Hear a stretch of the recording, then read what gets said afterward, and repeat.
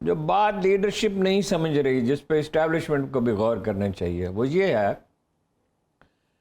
کہ انسان کی کچھ جبلتیں ہیں، آدمی کا ایک انداز فکر ہے، معاشروں کا ہوتا ہے، جب کوئی شکایت ہو اور اس کے ازالے کی کوئی صورت نہ نکلے تو پھر رد عمل پیدا ہوتا ہے، اور پہلے تو شکایت ہوتی ہے، پھر وہ غیبت میں ڈھلتی ہے، پھر عناد پیدا ہوتا ہے، پھر بغض و عناد انتہائی شکل اختیار کر لیتا ہے، پھر اپنا جتھے بن جاتے ہیں، اور پھر انسان تشدد کی طرف جاتا ہے کہ جب بات دلیل سے نہیں مانی جاتی۔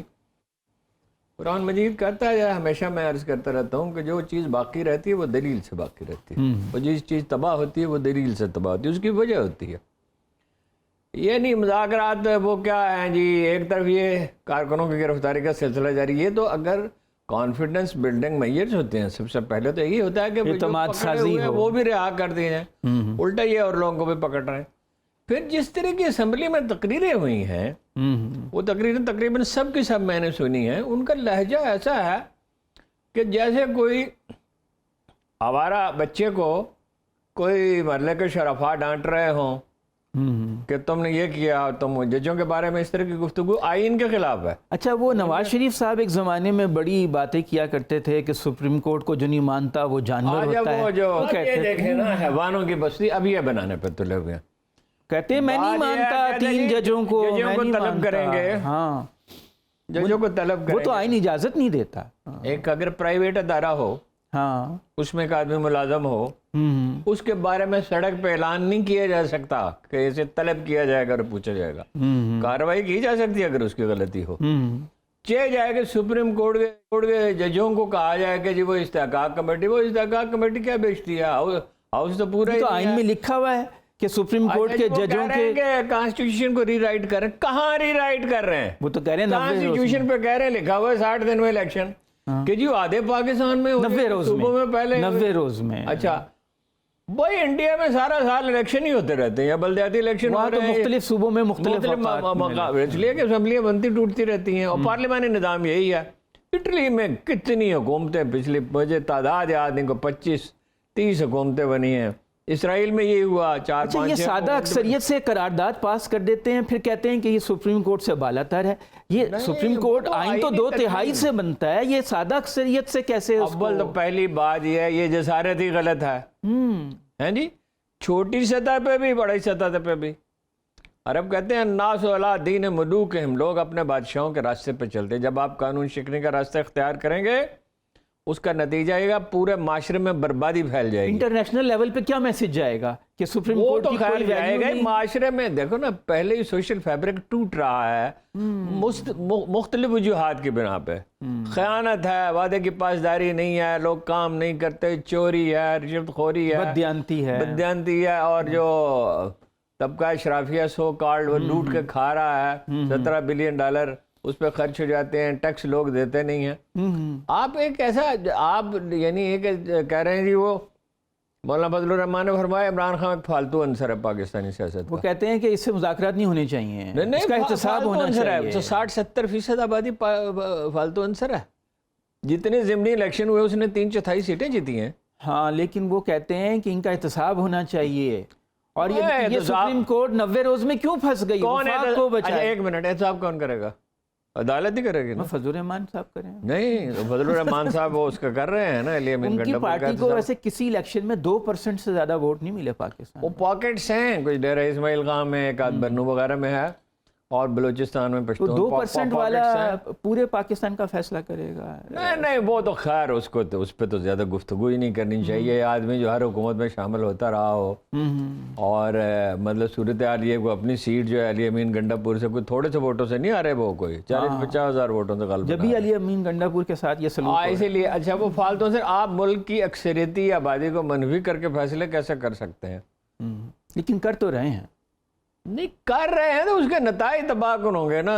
کمال ہے وہ سکھ نے جو کہا تھا، یعنی بیچارے سکھ ایک تو مظلوم ہے، ہر لطیفہ ان سے منسوب ہو جاتا ہے۔ آپ کہیں سکھ کے علاوہ کسی شخص نے مطلب ہمارے اسی طرح سنایا جاتا ہے، حالانکہ وہ بڑے سمجھدار لوگ، بڑے اچھے لوگ ہیں اور محبت والے لوگ ہیں۔ ہاں، تو وہ اپنا اس نے کہا، سکھ نے کہا تو کہتے ہیں خالہ سے شادی نہیں ہو سکتی، میں نے کی ہے، ہو گئی ہے۔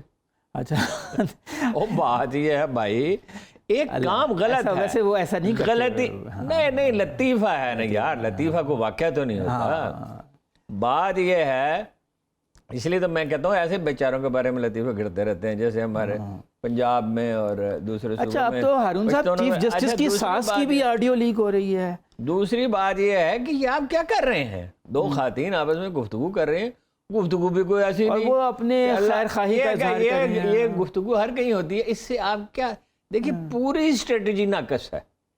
یہ نہیں آپ اکثریت سے یہ کہہ رہے ہیں کہ وہ اقلیت کی حکومت تسلیم کرے، اور دو قانون دان مشورہ کر رہے ہیں، وہ بھی آڈیو لیک. اچھا اقلیت بھی کیا، ہاں مولانا فضل الرحمان، لوگ اکتا گئے ہیں.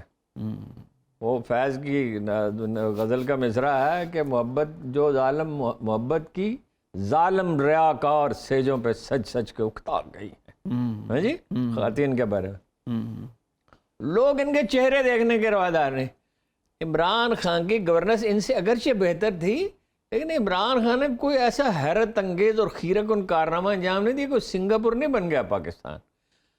لوگ ان سے اکتائے ہوئے ہیں، ان سے امید وابستہ ہے، ان سے امید وابستہ ہے کہ وہ کچھ مطلب اس میں ہمت ہے. صحت کارڈ تھا، احساس پروگرام تھا، 9 لاکھ آدمی نکال دیے بے نظیر انکم سپورٹ، 3 ڈیم بن رہے تھے، کرونا پروگرام کرونا کا چلایا.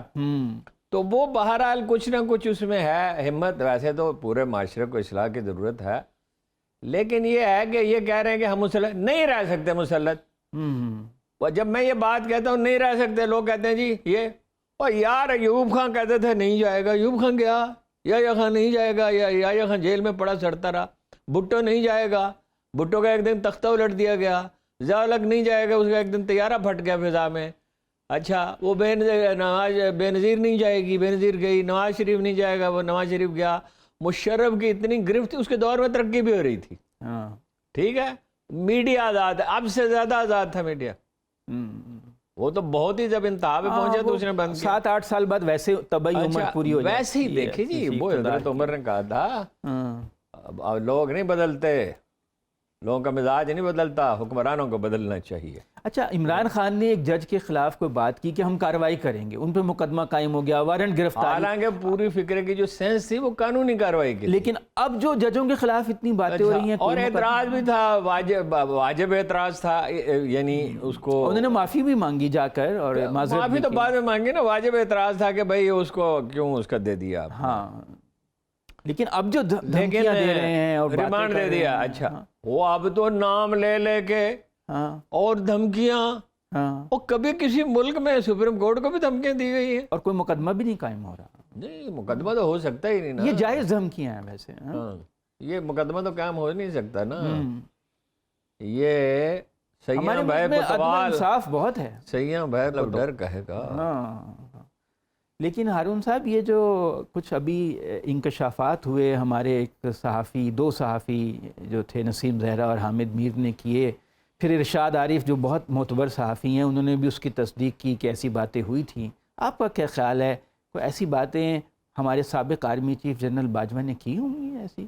جنرل باجوہ انتہائی غیر ذمہ دارانہ گفتگو کرتے تھے، اور میں اس چونکہ وہ نجی ملاقاتیں تھیں، میری انہیں بڑی طویل ملاقاتیں ہوئیں، انتہائی غیر ذمہ دارانہ گفتگو کرتے تھے. مثلا یہ ایک تو پہلی بات یہ ان کا تقرر کیسے ہوا. ان کا تقرر مذاکرات کے ذریعے ہوا تھا. ان سے کہا گیا تھا کہ بھائی انٹرنیشنل اسٹیبلشمنٹ کا جو ایجنڈا اس کو نافذ کیا جائے گا، یعنی انڈیا کا غلبہ تسلیم کیا جائے گا. اسرائیل کو بھی وہ ماننے کا حق ہے. سر یہ تو بہت بڑا الزام ہے. الزام نہیں یار، میں کمال کرتے اسی کہ ثبوت چاہیے نا آپ کو. میں ثبوت دیتا ہوں نا. الزام کا یا تو آدمی ثبوت دے یا پھر وہ جھوٹا ہوتا ہے. ٹھیک ہے، وہ نیک نیتی سے بھی تو تعلقات اچھے کرنا چاہتے ہوں گے. وہ کون سی نیک نیتی، تو اس بیچارے کو چھو کے بھی نہیں گزری کبھی زندگی میں. بات یہ ہے کہ مثلا وہ کہتے تھے افغانستان اور انڈیا کے ساتھ. میں جب انہوں نے پہلی ملاقات میں یہ کہا، میں نے کہا وہ بارڈر پہ بہت گرما گرمی ہے کشمیر کے. انہوں نے کہا بھی ٹھیک ہو جائے گا. وہ ابھی اس نے یقین سے کہا. اس کا مطلب یہ ہے کہ انہوں نے کنوے کر دیا انڈیا کو، انہیں خاردار تار لگانے کا موقع دیا، اور پھر ڈپلائمنٹ کا موقع دیا. پھر یہ کہ انہوں نے اتنا نرم رویہ اختیار کیا کہ ان کو یہ جرت ہوئی کہ انہوں نے کشمیر کو وہ مرکز کے تحت کر دیا، دفعہ 370 ختم کر دی، افغانستان میں رسوخ پھیلانے کا موقع دیا. اچھا یہ تو تاریخ جب لکھی جائے گی لوگ ششدر رہ جائیں گے.